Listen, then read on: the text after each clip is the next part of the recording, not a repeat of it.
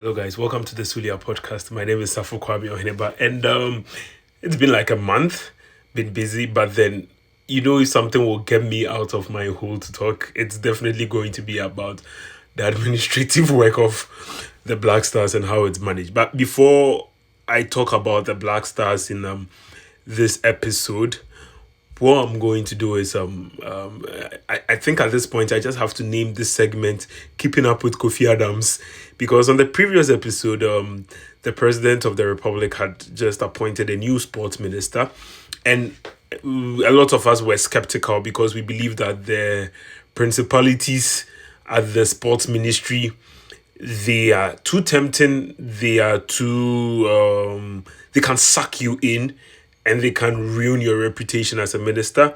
However, I personally thought it would be prudent if we give Mr. Adams the benefit of the doubt, because apparently people have said, "Oh, he has a strong will, and we should just allow him because the president knows best." Over the month, the president has tasked him with ensuring that the Black Stars would be a focal point, because he knows how they can make or break you, and we've been watching.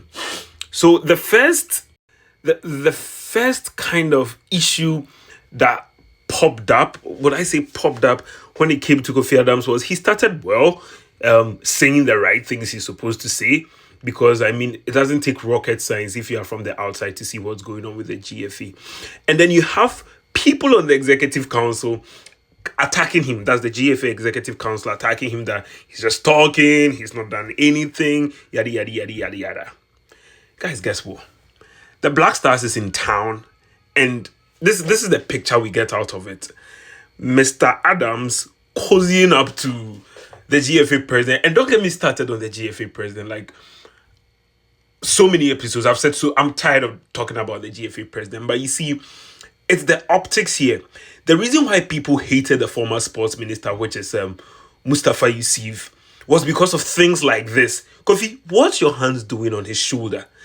No, I don't want to get started on Ket's tie, because but what's your hand? Why are you cozying up to him? I don't care what they are backstage, maybe behind the scenes, they are not that cool or anything. It's not about being cool. The optics is bad. I don't want to get started on Odro Safo's hat. And I don't want to get started on Dan Nose Masterman. But Kofi, what's this coziness thing going on? Like, what's happening? Like, talk to us. I am not comprehending this. It's bad optics. Bad optics. Also, don't get me wrong. I'm not saying they shouldn't work together, but then we've known in the past that the coziness or the hyperfixation of the Black Stars makes the sports ministry not a sports ministry, it becomes a Black Star ministry. And people talk about the fact that, well, but Black Stars is like the biggest whatever, but then the corruption that goes on in the ministry is well documented and everybody knows about it. So if there is a revamping, rechanging of how we perceive things, this is really not the best way to go. But then secondly, and most importantly, I realized that Mr. Adams went to Parliament and then talked about the fact that Black Star players do not have to be in economy, they have to stretch their legs. So that's why we need to give them more than economy. It's fine, whatever. But then you see, this is what we say about not being a Black Stars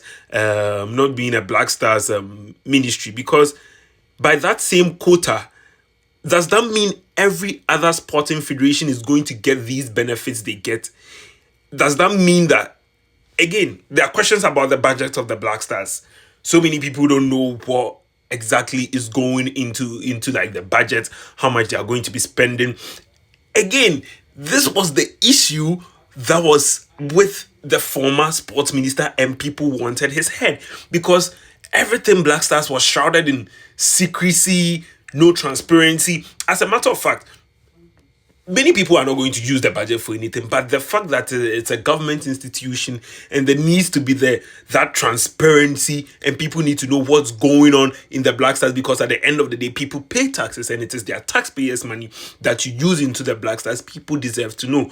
But then till now, people don't know what's up or what's going on with it. So I think this is a bad look, optics wise. I mean, so the other question is, can the sports minister go visit the Black Stars?